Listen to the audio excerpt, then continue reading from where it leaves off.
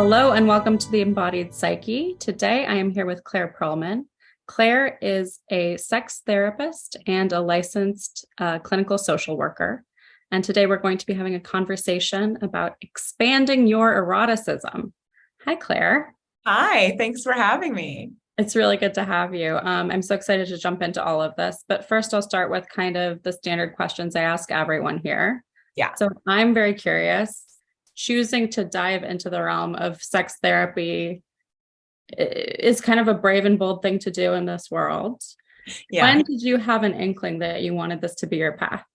It's so funny because when I announced that I was officially going into private practice and becoming a sex therapist full time, so many people responded to me and said, I remember you talking about this in X time. And one person, which shocked me the most, was one of my high school best friend wrote me and said, I remember when you said this in high school. And I actually didn't have a memory of saying it in high school, but I loved that I had someone in my past who was able to pinpoint it all the way back there. I've always been obsessed with relationships, with sex, with the way that people relate to each other. And I think that once I realized that sex therapy was a career that I could have, I've just wanted to move towards that the entire time. That's amazing. Yeah, usually I start by asking people something like, what in your childhood showed you that this was going to be your path? I thought that might be a little provocative. I mean, I can answer that question too. All right, let's go there. What in your childhood let you know you were going to be a sex therapist? Oh yeah, my mom will love this. Hi, Mom. She actually, it was my mom. She modeled for me that talking about sex and being sexual was a thing to embrace. And I always make the joke that every story she told me growing up, because I used to ask her a lot of questions, no surprise that I became a therapist. But many of the questions that I asked her about centered around her past relationships with my dad, with all of her exes. I knew basically her entire relationship repertoire. And I remember that every story she told me had a different boyfriend involved. And many of them were just kind of casual boyfriends. One that jumps out to me always was this guy that she met when she was traveling in Europe, back in whatever, the 70s or something. And she met him on a train, and then she decided like, oh yeah, they were just going to go to Greece together for a week or something. And so there was always this implication that being sexual, like embracing your sexuality, was okay and even celebrated. And so it was really the way that she talked about her own sexual past that allowed me to feel like, oh, that's a possibility for me. And I can even go into a field that celebrates that. Very cool. I think a lot of people would think of that as sort of like cringe. Did you ever feel like, oh my God, Mom, like, I don't want to hear that? No, it was because she never talked about sex specifically. She was never like, oh, well, then this guy and I were having sex. She would just talk about men that she had dated. And so I would assume that there was sex involved in the stories, but I think it was kind of the way that she presented them as kind of like, oh, this was an experience that I had. And it was fulfilling in X, Y, and Z ways. And it was never an explicit, oh, I had sex with them, or it's okay to have this much sex or this much not sex. But it was also, once I started having sex in my own life, I am very close with my mom, and I told her all about it. And having her be able to relate to me and just be very non-judgmental and really understanding, especially when I was figuring out, what sex meant to me, what sex felt good, what didn't feel good, what boundaries I wanted to have in my own sex life. Having her just kind of approach that in the way that she did, I really think that it formed a lot of the way that I approach sexuality. Very cool. So you have this comfort with sexuality. How do you find that that's useful to your clients in the work you do now? That's a great question. I love to tell my clients that nothing scares me. And I don't know if they fully believe me until we really work together, but I really approach everything from a non-judgmental space. At least that is what I hope to bring.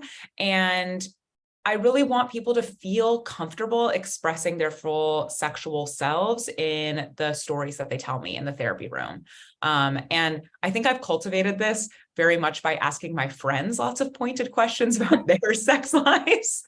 All of my friends will confirm that the topic I'm interested in most is what their relationship status is, what it's like, what the intricacies are of their relationship, dating lives, and what their sex life is like. So I think that I created that environment around myself, and now I've brought it into the therapy room.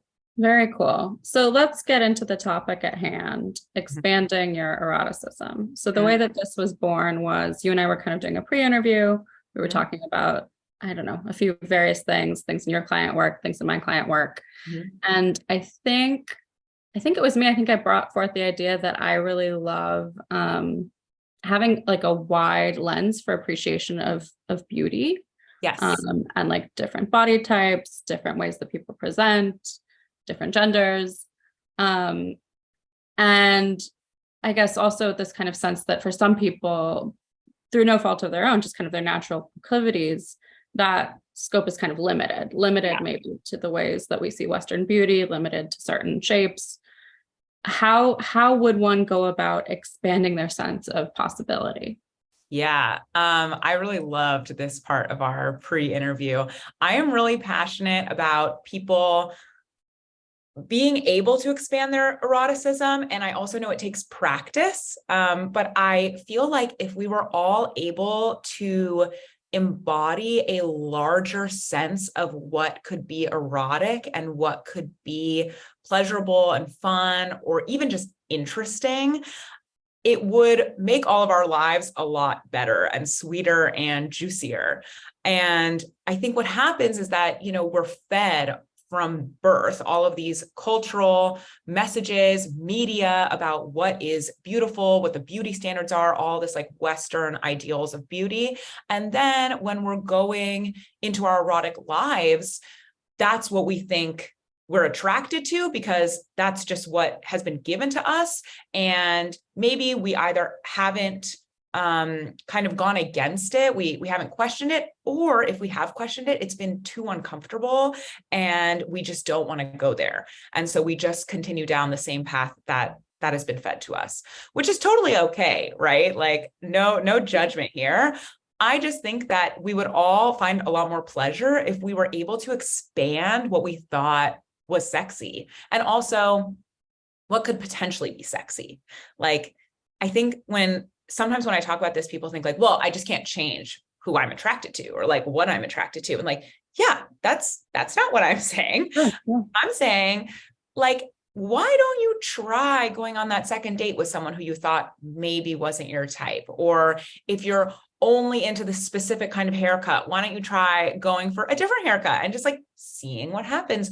Or instead of focusing on so much of the physical, why don't you think about what else really turns you on? Like, is it someone that's super passionate about their hobbies? Like, why not go for someone who does that? Like, let's say I'm really into rock climbing. I'm not. But let's say I'm really into rock climbing and I meet someone else who's also super into rock climbing, and that's just their huge passion. And that really turns me on. Like, that doesn't have to be the person that I end up marrying if that's what I want to do. But why not explore that connection, that piece? Like, how can that be erotic for me? Sure, that makes sense to me.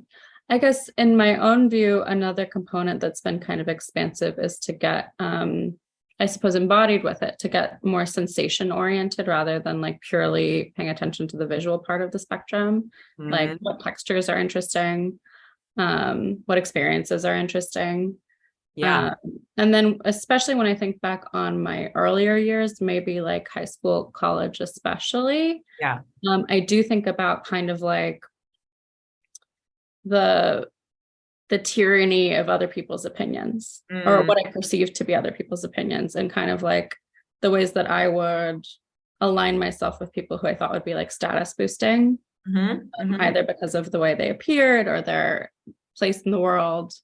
And I think we're all kind of privy to that sort of bias, unfortunately. Yeah. And then learning about myself that there are things that I enjoy that are outside of what is like hierarchically approved of. I think is Yeah. really good, like to let go of that. Yeah. Yeah. I think if we opened up our sense of sexuality to more of a space of curiosity, Mm. one of my first ever supervisors loved the word curious. And I never quite understood why she was so obsessed with it. But now, as a therapist who's been practicing for like half a decade, I get it. I understand that if we just brought a sense of curiosity to so many things in our lives, Mm. then it really it reaps benefits everywhere. And if we bring that sense of curiosity to, oh, I'm curious if maybe I'll like this sexual thing, or I'm curious if maybe I would like that person sexually or non-sexually, just romantically, or all of the above. Being curious about it doesn't mean that you have to decide that that thing's for you. It can just expand the possibilities of where you garner pleasure. Totally. Yeah, that makes a lot of sense to me. I think this also came up as you and I were discussing the question of desire itself. Like if Mhm. people are kind of like lower in desire or have a harder time, yeah, I've already said it, experiencing desire, um, how can they work with that, especially if they're in a relationship where the other person has a higher libido? Yeah. I mean, in the book Come As You Are, it has a really great explanation of a way to think about desire, which is accelerators and breaks. Mm. And when you put it into that framework, which I'll explain in a second, it is really helpful. It's kind of a more expansive way to think about desire because it's not just, oh, I'm turned on or I'm not turned on. You can think about it as like, what are the things? And I like to remind people that it's an entire environmental space for the things that could be the accelerators. So it could be having a really great day at work. It could be that you just feel really good in your body. It could be that you had a really great time watching your partner flirt with someone else at a party last weekend. Like all of these things could be accelerators. And all of those things add into your desire for that day, that week, that moment. And then when you take into consideration breaks, which are also largely environmental, I think a lot of people think when you think accelerators or breaks, it's like, oh, if your partner like looks hot that day, or if their hair is parted a specific way. And it's not usually those things. Breaks are usually things like you had a bad day at work, you're having a bad body image day, something like dramatic happened between you and a friend. Like all of Totally. those things are really add into how you're feeling about desire in that moment. And so I think if you think about it more as the spectrum of desire, as opposed to I feel desire or I don't, which I think is a lot of the way that we're taught about it, then you can really figure out if you're having a difficult time tapping into that desire. Okay, like are there a lot of breaks today or this month or this year? And how can I tap more into those accelerators? And how, if you're in a partnership, how does that dovetail with my partners? That makes a lot of sense. Yeah, maybe I don't want to get into things that breach confidentiality here, but do you maybe have an example of like a situation you've seen shift in your own life having to do with this awareness of expansion of eroticism? Or a Um, friend, someone who wouldn't mind sharing. yeah, I feel like I don't know if I have a great example from my own life off the top of my head, but I can think of like a client situation that I can talk about. Great. So a lot of times, which I also think is really important to note, when there are partners, almost all the time, there's some kind of desire discrepancy. And I like to remind people of that because a lot of times people come in to sex therapy and they're like, well, I really want to have sex and my partner doesn't, or my partner really wants to have sex and I want to have sex, but I don't want to have sex as often as they do. And Right. that's totally normal. Most people are not exactly the same on what desire they're at. Even if it's like this, it's a desire discrepancy, right? And I think when I say desire discrepancy, people think it's like this far apart. That's not necessarily true. Like it's just really hard to be exactly the same as another human. in any realm. So what's nice is when, especially when you're in partnership, is if you sit down and you each write out your accelerators and your breaks, and then you can figure out how to kind of tap into those. I had these couple that was a client, and when they did this exercise, they were able to see that it was a heterosexual couple. They were able to see that the man's accelerators were basically getting hit all the time. Like, he was able to watch her thrive at work. He was able to listen to her, X, Y, and Z, all these different things. And her accelerators weren't as easily accessible, and they weren't happening as frequently, just kind of organically. And so it was really helpful for them to be able to look at it and say, oh, and in this case, he was the higher desire partner. And it was easy to look at it and say, oh, he might have a lot more desire because his accelerators are getting hit all the time, like basically daily. And her accelerators were maybe getting hit once a week, once every 2 weeks. And although she wanted to have sex with him, she wasn't quite as high on the desire scale. And so once they realized that, they started adding in more of her accelerators. It took a little more intention because it wasn't happening quite as organically as his, but then her desire actually increased. Her desire is probably never going to be the same as his, right? Like, that's just not how humans work. But you can work on figuring out those accelerators and increasing it a little bit so that they're a little bit closer. That makes a lot of sense. So I guess what's coming to mind for me is like, I've seen some interesting kind of scientific research on like, if there's greater parity in a household about chores and things, like there's more sex as well. And I wonder if that's like, oh, my desire buttons are getting hit because I see my partners collaborating in this environment. Yeah. Well, one thing is, there's so many things to be talked about around chores. I have so many thoughts about chores, but chores are something that couples do every single day. Like, let's say it's a couple in a household. Okay. They do chores every single day in some realm. They probably don't have sex every single day. Most couples are not having sex every single day, but they are doing chores every day. And what we're talking about more is sex as opposed to chores. We're almost never talking about who's doing the chores, when they're doing the chores, or it's like an implied conversation. A lot of times couples will come in and they'll be fighting about the chores, and I'll say, well, whose responsibility is it to load the dish rack? And they'll look at each other and be like, well, it's just their responsibility, or they'll be like, one of them will say, oh, it's mine. And I'll say, was that a discussion or did it just happen that way? And they'll be like, oh, I guess it just happened that way. And also I hate it. And I'm like, okay, like, this is something we can talk about. And so when we feel less distress around this thing that's happening every single day, it's easier to feel more relaxed and then want to have sex more. Makes a ton of sense to me. Yeah, of course. We'll all be talking about the chores. Yeah.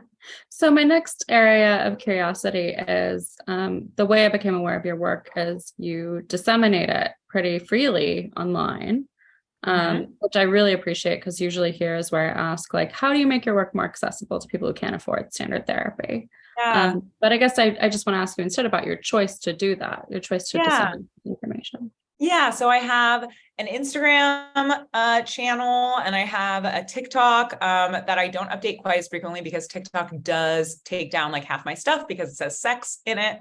And I refuse to like say other words to try and get around it. And then I also occasionally put up like blog posts on my website. And in the future, there will also be a lot more things, which I'm very excited about, including YouTube, things like this. Amazing. Good. And I am so passionate about making sex accessible for people.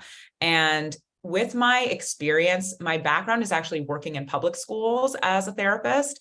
And one of the things that always struck me, even when I was in public school growing up, is that there's basically no sex education. And if there is sex education, it's not comprehensive. And no one, like, it's just this shame and kind of fear mongering around sex. And that's from growing up in California.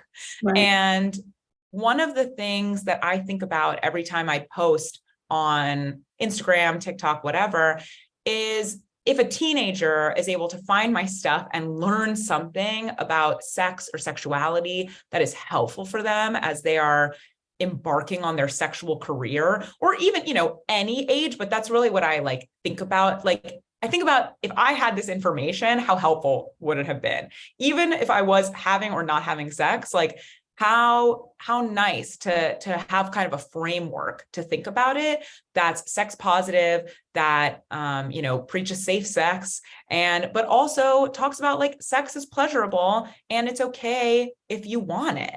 Just go about it safely and consensually. And so to me, it's one, I think about that. And two, I think about all of the obstacles that all of us have, no matter what age, around learning about sex. I mean, so many of my clients and my friends, they come into my office. My friends do not come into my office, but they come to me and, ask me questions about sex, or they want to know if they're normal. That's one of the main things. I'm sure you understand this too as a therapist. One of the main things that we do is normalize people's experiences. And if I can help one person on the internet feel more normal around sex or sexuality, like I've done my job. And so that's kind of why I really like to post on Instagram and TikTok and like make myself available too. I always say stuff like DM me if you want to have like a topic covered or something like that. Like that to me is really, really amazing. Yeah. That's very generous of you. I really appreciate that. Yeah, I guess my final kind of curiosity is something like, given that you're doing all of this, you're doing client work, you're making this information publicly available, you have a relationship of your own, you're holding a lot. Where do you find time for sort of like restoration and getting your needs met? Yeah, that's a great question. I mean, I'm obsessed with working out because it's just like my mental health release. I mean, I go to my own therapy, which I highly suggest to anyone. I am super pro therapy, obviously. So I go to my own therapy and I really structure in my workouts and also like outside time, like in the sun and time with friends. Those are things that are super rejuvenating for me. And I really, really prioritize them. And obviously time with my partner, who would probably argue that I do so much that it's hard for me to plan specific things. But another one of the things that I also really like to do is just like watch stupid TV, like reality TV. I love it. I find that it's a great way to just like unplug and not think about anything like too serious. Amazing. And things just out of curiosity, like, were you one of the people watching Love is Blind as things concluded recently? Oh yeah. I love Do you Love have is Blind. any clinician thoughts you bring to the dynamics you saw there? It's so hard. Part of me is like, I should do an Instagram like thing about Love is Blind, especially because I'm so obsessed with it. I don't, I don't want to diagnose anyone. Like that's a main thing that I don't like to do. But the thing that always baffles me about these reality shows, and a lot of my friends are always like, it's not real, it's scripted, it's whatever, but I want them to be real. I want them to not be scripted. Is how like ill-prepared the reality contestants are for like actual relationships. And it also, it is always striking to me that is a really good indicator of how ill-prepared most of us are for relationships. And that none of us are getting any kind of like relationship 101, which is also why I like to make my content free, because I just like, so a lot of it, my partner makes fun of me for this, but a lot of it is like talking to myself, essentially. Like, oh, things that I wish I had known a month ago, like, oh, tolerate your partner in a bad mood. That was one of my most popular reels. Like, my partner looked at me and was like, is that because you were having a hard time tolerating me in a bad mood? And I was like, yeah, for sure. It's a skill I had to learn. Yeah, so I'm an example gal, so it's really good when people say things really clearly. Was there something on Love is Blind where you were like, oh, that person was not prepared to go into a relationship? Oh yeah. I mean, Jackie, the most recent one, I just, She actually went on an interview the other day that she said, I was prepared for Love is Blind, but I was not prepared for Marshall. And I had so many questions about that. Like, Jackie, what did you mean by that? She chose him in the pods. I know. And it's hard to tell, right? We get such a small edit. And the edit that we saw was that like Marshall, what I loved about the way Marshall was edited, at least, was that he showed up in a really vulnerable way and also held her feelings, at least when they went to Mexico. This really struck me. When they went to Mexico, they didn't know each other. They had just met 2 days prior. She was crying. She was really overwhelmed by all the stuff that was going on, thinking about going home. And he allowed her to cry. He named It's Okay to Cry. And then she shut herself away. And instead of chasing after her and like banging down the door and making it so that he had to be the one to comfort her, he waited outside until she invited him in to comfort her. And I thought that was so special because so many people want to calm their partner down immediately, but he was able to wait until he was invited in, because it wouldn't have worked if he had tried to come in right away. And then the next day, she said something like, sorry, I was so emotional, I'll never do that again, which I wanted to be like, no, Jackie, please, that's not continue to have feelings. Yeah. And he looked at her and he said, it's totally okay to cry. It's totally okay to be emotional. And like, that doesn't bother me. And I thought that was such a beautiful exchange between the two of them, and the way that he showed up for her, especially basically as a stranger. I just loved that so much. I was Team Marshall.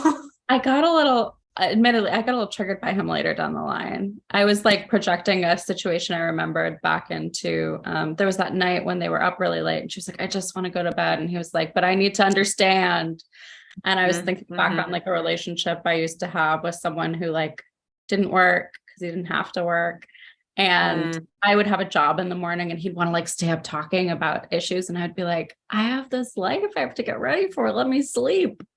Yeah. And that's also why I like focused on that beginning part. It's because I don't know what was happening for them exactly. But I really liked that one example. But, I could say Jackie didn't seem like she was ready, but also like, I don't know if Marshall was ready. I don't know what he was like beyond. Right. The limits of reality television. This is why it's recommended that people in our profession don't diagnose people we don't know. We see such a limited perspective of them on television. Even though people get up and talk about body language and talk about everything else, we're really supposed to not do that. Yeah. I mean, it's so fun. It's all I want to do. I've loved Love is Blind since like day one. Do you remember? I don't know if you were really into it, but last season when Colleen and Matt did the reunion and everyone was like really freaked out by her body language and his body language and, whatever. And I was kind of like, we don't know what's going on. Like, it's been like a whole year. Yeah. Truly no idea. The one that really I think is wild is The Ultimatum. That one is just off the rails. Oh yeah. I loved, I guess I watch all these shows too. I loved the French version of The Ultimatum. Oh, I never watched the French version. Because it's like they brought such an interesting perspective, kind of like a philosophic perspective. They were talking a lot about the nature of love itself, and I thought that was fascinating. To kind of The Perfect Match. Yeah. Did you watch The Perfect Match? Where they brought all of the old Netflix characters that like didn't get a love match on any of the other shows and came together. The one thing that really surprised me was Inez. She was from the French Circle, I think, and she brought a totally different perspective about dating and love, which I thought was really interesting because it's so different the way that she approached it as a French woman versus all the Americans on the show. Yeah, I don't know if I know enough about French philosophy to draw overarching conclusions. I just had this kind of admiration for the taking a step back and really looking at things in like the long span of time, and also like really standing up for and appreciating passion as like a valid thing to like need and want. All that seemed really interesting to me. I don't know much about it either, but I feel like there's a sense of like things are allowed to be a bit difficult, or that like we will inevitably run into difficulties. That's at least what I got from Inez in The Perfect Match. I appreciate that. That seems very true to me. I think one thing that feels really like alive for me just at this juncture of my life, like I kind of set aside the show for a while, did a lot of client work. I've been pretty much just working full time with clients for like a year and a half, 2 years in between when I did the show and now. And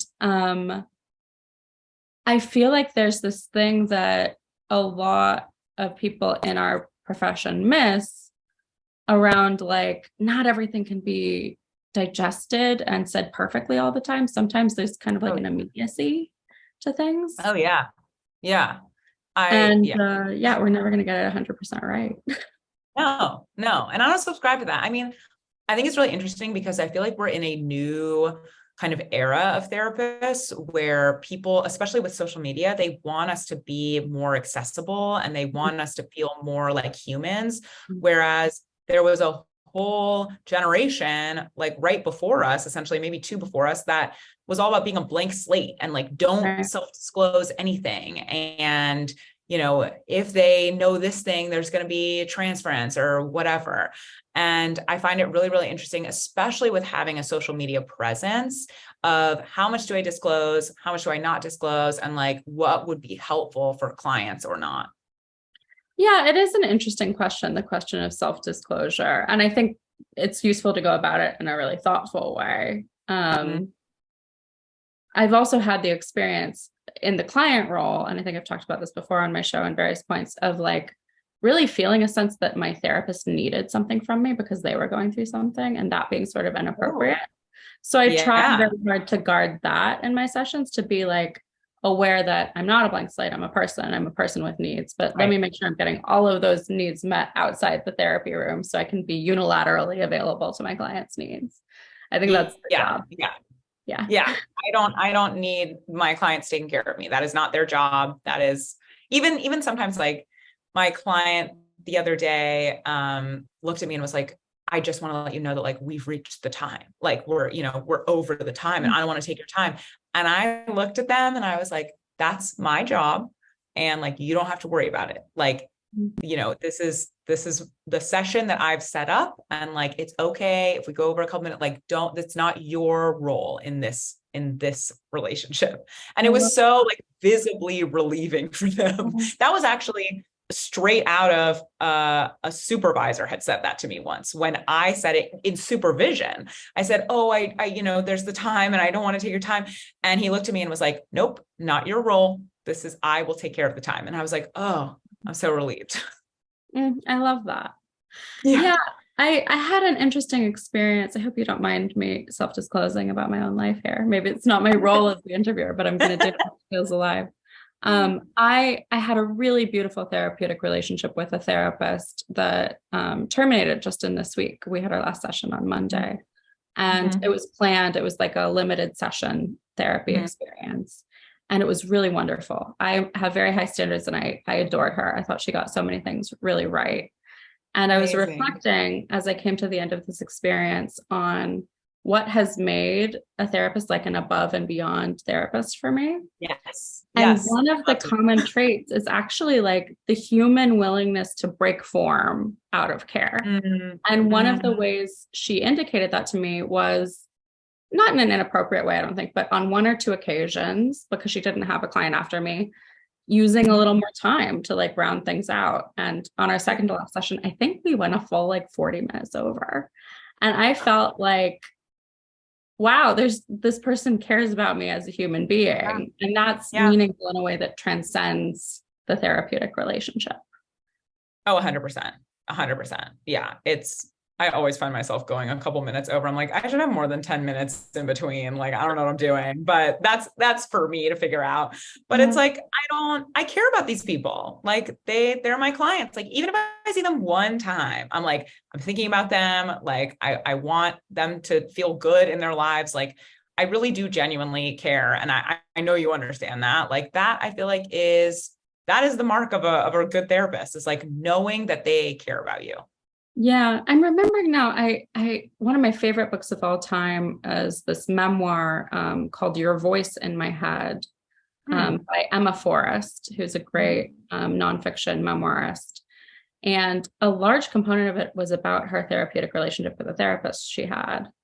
And I think she kind of like concluded at the end of it, like so much of it wasn't about like his technique or the way he oriented himself in the room. It was like him as a person, he was a mensch. And like sometimes I'm like, yeah, that's the job, is just to be like as kind as you can to people. And I don't get it right all the time, but that's what I try to orient back towards. That's always my main thing. I think it also comes from working with kids. Is like, knowing ACEs, like adverse childhood experiences, like knowing that the thing that can be the difference in a kid's life, no matter how many ACEs they have or whatever, or how many traumatic experiences, is one supportive relationship with an adult, just one. And in my job every day going to school, I would tell myself, like, I can just be that person. Like, I can just be that supportive adult. Like, whatever I get right or don't get right in the therapy room, like, I'm just going to be that one supportive adult. And I feel like I've carried that in, like, obviously I work with mostly adults now, but I still feel that way. I feel like I can be that supportive person in their life. And as long as they know one person cares deeply about them, that will shift their reality, hopefully. That's really meaningful. I love that. Thank you so much, Claire. I think that's kind of a natural stopping point. Do you feel comfortable ending here? I know we had ideas about bringing in an exercise or something, but I think maybe if we save it for next time, that'd be a good thing. I think this is perfect.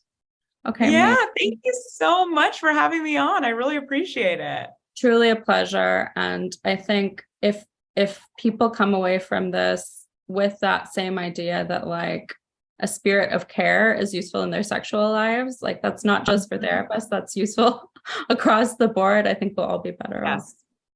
Yes, I fully agree. Amazing. Thank you again.